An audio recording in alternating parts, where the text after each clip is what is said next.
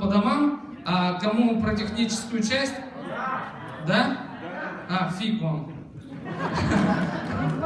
Так вы уйдете и не узнаете правду про биткоин.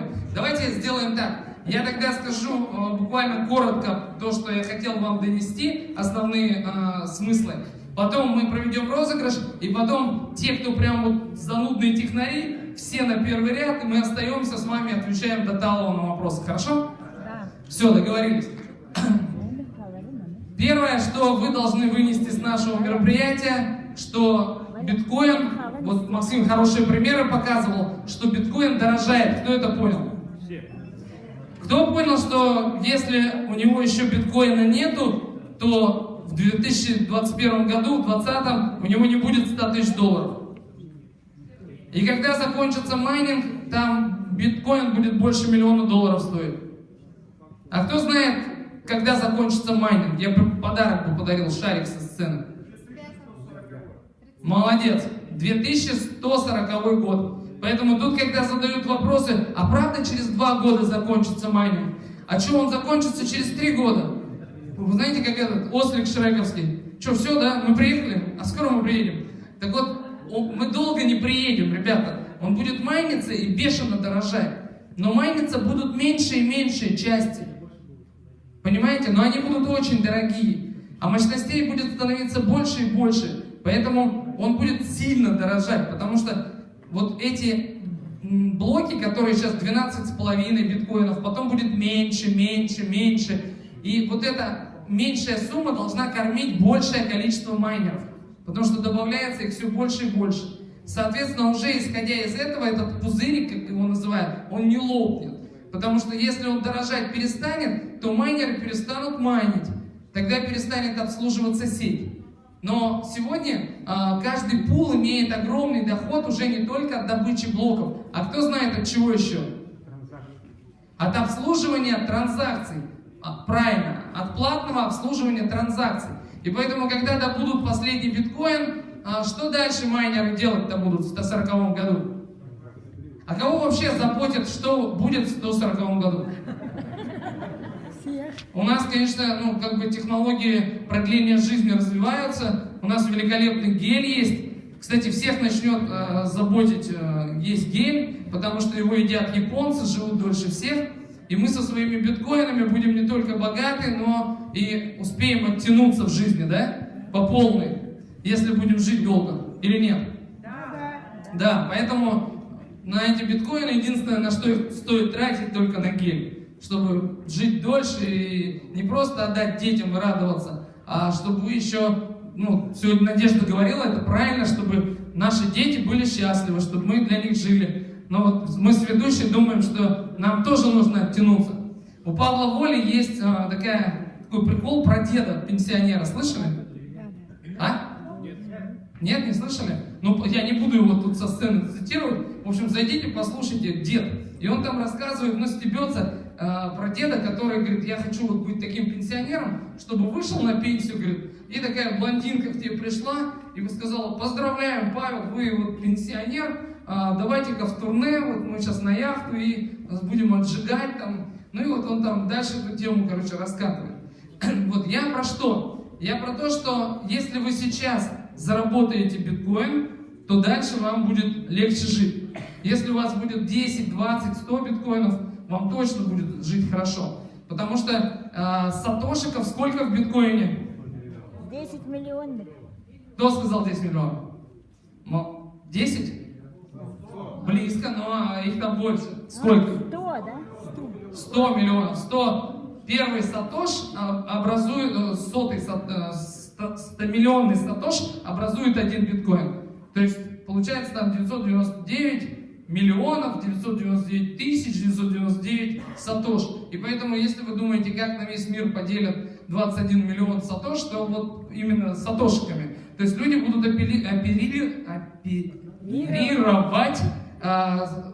количеством сатоши. То есть биткоин это будет состояние, которое не у каждого. Вам может сейчас это прикольно кажется, но вот тот же мальчик за 27 баксов же, да, он купил эту машину. А стало у него сейчас сколько? Вот, 8 миллионов долларов. Кто хочет стать таким дедом или бабушкой, про которую весь род будет с благодарностью вспоминать, как бабушка в молодости отожгла в компании, заработала денег? Кто хочет? Да не все, я вижу. Есть люди, которые напряжены. Они думают уже, кого пригласить в этот бизнес быстрее. В общем, смысл того, что я хотел сказать первым пунктом, чтобы вы поняли, что мальчик за 27 долларов превратил в 8 миллионов. Вот. Сейчас все, у кого есть биткоины, на глазах удвоили свои капиталы за последний месяц. 1,5. Понимаете, да? А кто-то для этого будет работать всю жизнь. И это немножко несправедливо. Несправедливо, потому что эти люди узнают об этой возможности когда? Поздно. Вот мы с вами уже узнали поздно, потому что когда Максим спрашивал, кто их покупал, эти биткоины, в 2015 году, кто их покупал в 2014, а кто в 2009, поздно. Если бы мы знали, то все бы нашли 27 долларов, да? Чтобы сейчас уже ничего не делать. Так вот, ваши соседи, ваши друзья, знакомые, ваши дети, они тоже должны узнать об этой возможности. И потом они спросят, почему, отец, ты мне не подарил чего? Биткоин на день рождения. В Москве это сейчас стало модно, они ждут от родителей флешку, холодное хранилище, с чем? С биткоином. Ну, сейчас, конечно, количество родителей, которые будут дарить биткоин, станет в 2 раза меньше. Кто-то будет дарить пол биткоина, но дети все равно рады будут. Но если серьезно, поставьте себе цель и заработайте, купите биткоин. Поднимите руку, кто поставил себе цель до конца года, чтобы вы обладали хотя бы одним биткоином. Не все, не все. Значит, мы плохо объясняем. Смысл биткоина в том, что он будет дорожать. И он превратится из сейчас 9 тысяч долларов, но он может немножко свалиться еще. Вот. И потом это станет миллионом. И все копят, и пока он 100 тысяч долларов не станет, американские миллионеры его не продают. То есть все скупают биткоин. Теперь, хорошо, первый пункт вы усвоили. Второй пункт, кто хочет купить биткоин за полцены? Молодцы. Соответственно, все, кто хотят его купить за полцены, должны купить какой контракт в компании? Black Edition — это чтобы прям в первый же год, даже меньше, чем год, начать обладать биткоином. Обычный контракт, который будет работать, он даст вам где-то X2 на биткоине. Что такое X2, все понимают? Ну, слышали, BMW X5, X3 есть. Вот. Но X иногда крестик, они называют крестик знаком умножения. 2 это на 2, то есть умножить в 2 раза. То есть контракты простые приносят умножение примерно в 2 и более раза. То есть те суммы, которые вы бы купили просто монету, купив биткоин, вы получите где-то в 2 раза от майнинга. Вот это понятно? То есть там, где вы купили 1, вы получите сколько? 2. Что этому может помешать, чтобы было не 2? Вот у нас был вопрос уже сегодня, что там меньше биткоинов, сократилось количество биткоинов добываемых. Что может этому помешать? Сложность. Сложность нарастает. Охотников становится больше, а оленей больше не становится.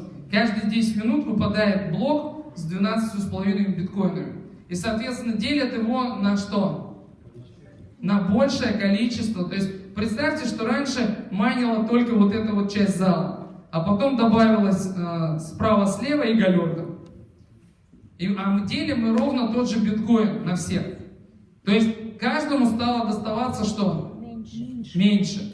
Но что случилось с этими меньшими частями? Все же люди тратят мощности одни и те же на эти машины, правильно? Их же нужно также, тем же электричеством, оно не подешевело, им же нужно обслуживать, поэтому меньшее количество биткоинов делится на большее количество кого? Людей. становятся меньше, но они становятся какие? Дороже. Молодцы. Как они становятся дороже? А вот теперь скажите, есть ли пропорция между тем, насколько добывается меньше, ну, делясь на большее количество, и насколько они становятся дороже?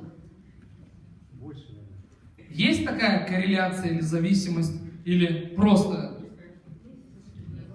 Ну, правильно, есть. То есть меньше, дешевле, они уже, чем произведение того, что было, на то, что добылось, уже меньше точно не будет. А больше может быть? Может. Вот сейчас зайдут, например, фонды американские, они планируют зайти на 1,5 триллиона долларов. Что случится с биткоином? Он взлетит. Что появится, дефицит на что появится? Он и так существует. Почему мощности еще больше не выросли? Вот такой вопрос. Как вы думаете? Нет, я говорю, почему еще больше мощностей не подключилось к майнингу биткоина? Потому что просто дефицит на что? Оборудование. На майнинговое оборудование. Его столько не производят, сколько люди хотят его купить. Потому что все понимают, что купить сегодня майнинговое оборудование, это значит заработать больше биткоинов. Значит, купить его по меньшему курсу. Практически в 2 раза меньше. А те, кто хочет купить в 2, в 3, в 5, в 25 раз дешевле, есть такие? Есть, да. Что они должны покупать в нашей компании, скажите? Мощности? Ну, контракт какой должен быть? Контракт дешевый. Было про... Кто сказал вечный контракт? Ну, там кто-то молодец. У нас есть обычный контракт, который закончится через сколько? 18. Через... 18. Нет, на 18 месяце на вечных контрактах появляются новые. Этот контракт может работать и 2,5-3 года. Старый. Просто он когда-то закончится. И вместе с ним закончится ваша добыча на... эта мощность выработает себя. Сейчас на рынке есть компании, которые говорят, мы на каждой железке, на каждом майнере пишем номер дистрибьютора. Вот продали и написали номер. Кто понимает, в чем риск и в чем плохо, если на каждой машине написан ваш номер? О, если эта машина сгорит, ее выкинут, она может сгореть на 3-й месяц, на 7-й, на 23-й. Понимаете? Но ее просто возьмут и выкинут. А у нас же чему больше всего люди расстраиваются? Когда у них корова сдохла или у соседей? У них Ну я шучу. У себя, конечно. Правильно. Они расстроятся не потому, что у них корова сдохла, а потому что у соседей жива. Понимаете, мы сидим в зале, у всех майнеры работают, а у меня первого сдох на 7-й месяц. А они этому радуются, они бьют себя в грудь. У меня майнер подписан. Да горе тебе, дурачина. Твой майнер подписан, и он будет списан, когда он сдохнет. А у нас что делается? У нас гарантия, мы делим как бы страхование. Мы делим этот риск на всех. У нас у всех чуть-чуть уменьшится мощность. Если у нас 100 машин, допустим, мы находимся с вами там в пуле октября, например, и, к примеру, там 100 машин. И если на 7-м месяце одна умерла, то что случится? То моя мощность 4000, например, 200 гигахэш уменьшится на, правильно, на 1/100. И это у всех случится, но из этого никто трагедии что? Не случится трагедия, потому что моя корова немножко жива, как и жива немножко у соседей. Ей чуть хуже стало, но ничего. Поэтому облома не будет, ребята, никто не обломается. Вот. И таким образом эти мощности доживут до того момента, когда корова уже будет уходить из жизни по старости, по полному износу, когда она уже не сможет себя обеспечивать, потому что уже ходить, есть траву на поле не сможет, так и умрет в стойле. Ее аккуратно, с уважением вытащат и унесут, потому что ни к чему больше она не годна. Но зато она вам принесла много молока, и вы что? обогатились, сделали сыра, продавали, кто-то хранит его там. Второй тезис насчет того, что делать нам нужно. Нам нужно купить мощности. И если это будет вечный контракт, то это будет много иксов. Если это будет разовый, то это примерно x2, может плюс-минус, в зависимости от того, насколько быстро будет расти стоимость биткоина. И насколько быстро будут успевать за эти мощности. Третий момент. Это сами мощности. Сегодня очень много людей уже сами что-то добывают. Купили себе айсик и греют себе дом. Греют и делают так, чтобы дома не было тихо. Кому нравится, когда дома не тихо? Вот, и мне нравится. Я в военной академии учился, и у нас 30 курсантов сидели всегда, готовились к занятиям в одном помещении. И каждый рассказывал, как он сходил в увольнение, с кем познакомился, у кого наряд, у кого что, и каждый говорил. И стоял всегда гул. Вот примерно так же будет, когда ваши айсики начнут дома работать. Есть уже примеры, когда айсик выкидывали в окно. Жена выкинула айсик мужа, а второй не смогла выкинуть, он ее поймал. Почему? Потому что он шумит, греется, и потом еще, когда она печку включала, электрическую, дома пробки вышибала. Муж орал, что айсик больше не майнит биткоин. Он как маленький ребенок начинал жаловаться, в общем, проблемы от этого были. Поэтому, если серьезно говорить, то огромное количество брака, как у многих товаров из Китая, я к ним с уважением отношусь, там и Apple, и многие другие компании размещают производство, и есть высочайший уровень, но есть и много брака, до 30% на S9 брак. Поэтому, когда люди что-то покупают из-за границы, это нельзя ввести в Россию, вы знаете, да? С битмайна и на силикона, с этих заводов ничего в Россию не ввозится. Это риски при пересечении границы, потери капитала. Если здесь вы покупаете оборудование, вы переплачиваете, а это еще дополнительные месяцы на окупаемости, это дополнительная потеря тех ценных сатош, из которых складывается биткоин. Дальше вы можете подключиться не в тот пул, он может добывать до 30% меньше. Дальше у вас могут быть не те условия дома, может кто-то рубильник вырубать, может теряться интернет, может быть просто пыльно, может быть вы не знаете, что нужно там какую-нибудь прокладочку под вентилятором менять, или там как-то заменить блок питания, его сразу еще докупить один, потому что он столько не проработает, и у вас начинаются простои, и вы теряете опять сатоши. Вот. Может быть вы купите просто бэушный майнер, и так далее. То есть очень много рисков. Поэтому лучше этим голову не греть, отдать в компанию, купить мощности и майнить биткоин. Это пункт номер 3, который я хочу, чтобы вы поняли. Пункт номер 4. Почему у нас есть 70%, которые мы выплачиваем в сеть, не инвестору, а правильно владельцу мощности, и есть 30%, которые идут на маркетинг, на выплаты в дистрибьюцию. Как вы думаете, почему так сделано? На больших контрактах там идет как? 80 на 20. Меньше дают в дистрибьюцию, больше дают тому, кто приобретает. Это расклад рынка. Если вы купите айсик и понесете его в дата-центр, то примерно вы сойдетесь на 40 на 60 или 30 на 70 и сможете разместить этот айсик. У нас это выгоднее делать.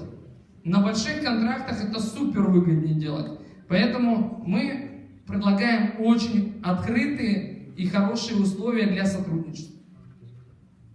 То есть то, чем вы идете в массы, это конкурентоспособное предложение. Вот это всем понятно?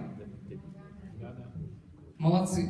Если майнинг идет на дорогом электричестве, то это еще более конкурентоспособное предложение. Таким образом, есть где майнить. Теперь про 30%. Если вы нафиг не миллионеры, которые могут купить огромное количество айсиков и приумножить свои капиталы благодаря полученным биткоинам, то вам к нам. Почему? Потому что вы строите сеть, и люди приносят своим майнингом вам деньги. То есть 30% биткоина на майнингово идет на образование у вас вознаграждения за счет вашей команды, за счет того, что вы кого-то сейчас делаете богаче. И очень важно в сетевом маркетинге, я видел, как вот люди годами не могут получить успеха. И потом, когда ты с ними разговариваешь на тренинге, вытаскиваешь проблемы, вот эти смыслы, мешающие работать. И все люди, которые не чувствуют внутреннюю миссию, они не могут работать в MLM. Им кажется, что я пристаю к кому-то, чтобы они дали мне денег, и я такая попрошайка. Кто с таким сталкивался ощущением? Вы что-то рассказываете? О, видите, кто-то сталкивался. Вы им рассказываете про то, как они денег могут заработать, а они щеки дуют и там всякие возражения извергают. Им кажется, что вы их куда-то хотите вовлечь во что-то страшное, и они потеряют с вами деньги. А у вас должна быть миссия, вы должны чувствовать не то, что вы их хотите подключить, чтобы вам денег заработать. Вы им рассказываете о биткоине. И все, что они сейчас купят, это иксы в ценах. То есть они приумножат свои деньги многократно. Я не знаю, во сколько там, в 1000, в 1000, наверное, нет, но раз в 100 точно произойдет в течение там ближайших десятилетий. То есть люди могут приумножать сегодня свои деньги. И не рассказать своим близким, не подключить сюда партнеров, это просто преступно. И когда вы это ощущаете и с этим двигаетесь в мир, у вас совершенно другой результат будет. Но вас компания за это тоже поблагодарит. Она вам что отдаст? Не баллы, она отдаст вам деньги, за которые вы сможете сделать опять же свой выбор. Либо пойти купить себе биток, либо купить себе 2 битка, купив мощность в компании. И таким образом вы можете наращивать свои активы в биткоине. Кто эту мысль понял? Великолепно. Да. Скоро мы начнем вручать подарки, потому что все, главное, все поняли. А кто понял, что у нас молодой человек заработал... Где он, молодой человек? Где он? Макс, где он? Петр Иннокентьевич. А? Самый молодой, который был. Да, Петр Иннокентьевич. Петр Иннокентьевич, Где он? помашите нам рукой. Он, Вот он. 162 тысячи рублей за месяц. За 2 недели. А он много не вложился. А сколько вы вложили денег? Сколько? 136. Но считайте, что он с лихвой купил 2 пакета голда, которые ему принесут многократное увеличение. То есть вот эти деньги он многократно приумножит. И они уже, выплаты уже идут у него. Вы получаете деньги на кошелек? Отлично. Вот. Значит, смотрите, человек в любом возрасте может сделать этот результат. А если вы сидите, вы моложе, и вы не получили 136 тысяч, вы же 162 тысячи. Я выучу.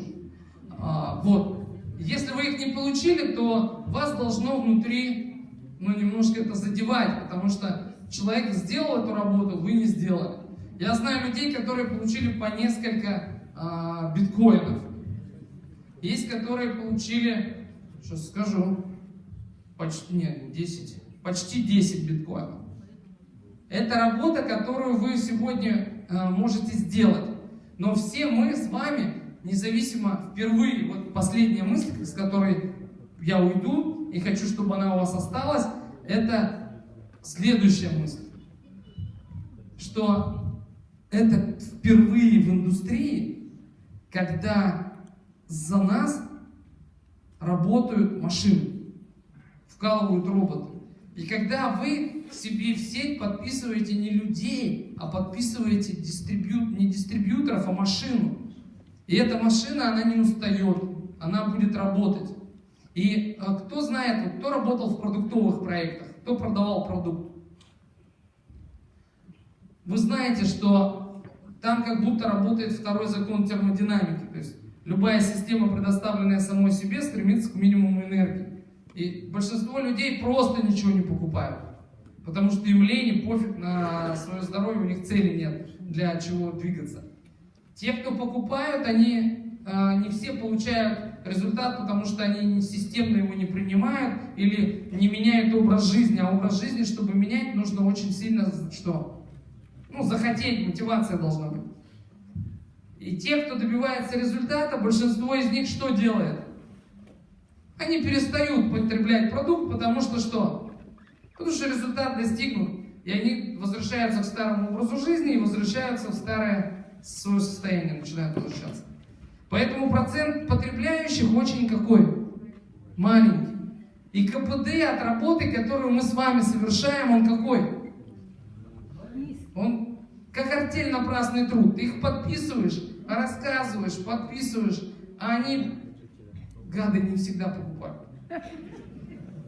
И, я, естественно, шучу про гадов, но они не всегда покупают. А здесь есть такой тот самый анекдот. Профессор спрашивает студентов, как называется человек, который хочет, но не может? Хочется. Как? Импотент. Правильный ответ. И кто-то отвечает импотент. Он говорит, молодец, импотент. А который может, но не хочет. И тут девочка, значит, с последнего ряда в очочках. Да сволочь он, товарищи, сволочь! Так вот и у нас. Может купить, но не покупает. А чем хорошо у нас в индустрии? Тем, что с введением продукта Mining Club человек, который приобрел мощность, даже если он обидится, даже если он захочет уйти из вашего бизнеса, он все равно будет здесь получать биткоины. И он к вам будет все равно как относиться? Хорошо. Но он может, да, он может по-разному думать о вас. Но биткоины-то он будет получать. А вы будете получать свои баллы. И ваш пассив будет создавать вам, генерить новые биткоины. Поэтому это самый важный момент. А большинство людей, вот кто сегодня из партнеров говорил, что у него больше 100 человек в команде? По-моему, кто-то из сапфиров, не вы? А, вот, Ольга. Это самое классное, потому что когда человек начал покупать биткоины, он начал получать их на кошелек, что он дальше будет делать? Вот я в прошлом месяце купил Black Edition. И я не продал эти сатоши, когда их получил в первую неделю. И не продал во вторую. И уже трясущейся рукой не продал в какую? В третью. И они, подорожали. И сегодня вот этот расчет должен принести мне 52-3 вот так. А купили мы за сколько? За 376 тысяч эти пакеты. Но я их и сейчас не продам. Я еще подожду. У меня хватит терпения. И смысл такой, что если я продам через год, то доходность будет уже не 12, 13, 15%.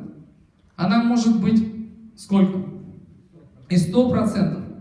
Понимаете? А если я еще буду ждать, еще больше. То есть, вы поймите, вы получаете цифровой актив, который растет. И это технологично. Кто понимает, что такое актив, растущий технологично? Есть фуфло монеты. Если вы откроете CoinMarketCap, там 1200 с лишним монет. 90% из них фуфло, которое не поддерживается технологией, которые делают люди из самоутешения, для того, чтобы обмануть других людей, чтобы сделать что-то непотребное. А есть монеты, которые поддерживаются технологией. Вот, чтобы вы поняли, что такое поддерживается технологией. Когда монета работает,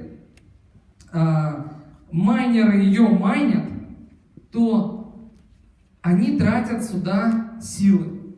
Ну, не только свои мысленные силы. Они тратят энергию, они тратят что? Интернет, они тратят за обслуживание, за аренду помещения, за охлаждение. Если это не делают дома, стоит в подвале, все равно хоть подвал сушат, неважно. Они тратят электричество, у них есть расходная часть. И эта монета не может быть дешевле, чем что? Чем расходная часть. То есть расходная часть подпирает снизу. И когда майнинговые мощности нарастают, то расходная часть подпирает монету куда? Вверх. Она технологичная, ее скачивают, ей меняются, за нее покупают, за нее продают, на ней блокчейны работают. Кто знает, что такое достроенная реальность? Что будет дальше с мощностями? Люди беспокоятся, они же инвестируют в мощности. Что дальше с мощностями будет? Очки оденете достроенной реальности. Смотрите, вокруг пожилые люди, а вы молодых любите. Нажмете на кнопку, у кого есть такое приложение, где можно себя сфотать, и оно сделает вас женщиной, мужчиной, старым и молодым. У кого такое есть приложение? Нет у вас, что ли, приложения? Скачайте, посмотрите на него. Надоели вам люди вокруг, старые или молодые все? Вы берете, нажимаете, и они все состарились. Как будто вы пришли в офис, а там одни бабушки, дедушки с вами общаются. Или наоборот, вам приехали к бабушке с дедушкой, нажали, и они молодые с вами разговаривают. Понимаете, да? То есть лицо будет перестраиваться. Ремонт не сделали в квартире. Вот, например, здесь, видите, на стене что-то есть, да? Нажали, раз нету. Ходите, вас ничего не напрягает. Ремонт можно не делать. Хотите, чтобы на улице был не снег, а лето? Взяли, нажали, там лето будет. Ну, холодно, правда. Я к чему? Что под это нужны графические мощности. Нужны под искусственный интеллект, под расшифровки бинома там, и прочие разные задачи. Блокчейн войдет в жизнь как язык робототехники. Робот-холодильник заказывает себе еду сам, в магазин заказывает. И оплата происходит, умный контракт, все произошло. Сейчас мужик женился в Японии на бабе-роботе. Слышали? Вот. Как он с ней будет разговаривать? Только по блокчейну. Она должна проходить постоянно тест кого? Тест робота.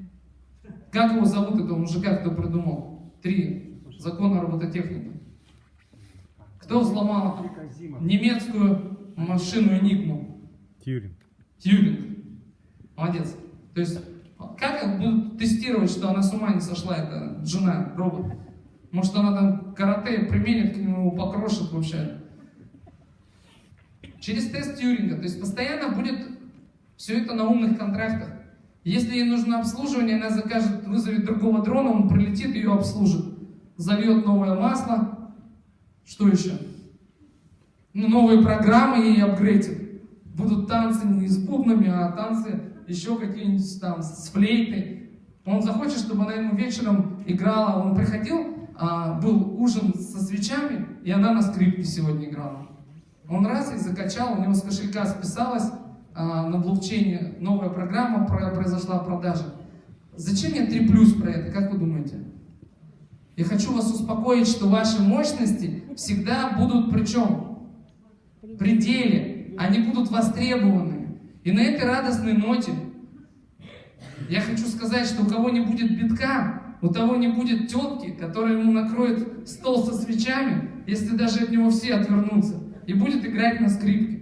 А если муж будет с пузом, то не будет очков, которые она может нажать, и он превратится в молодого Шварца.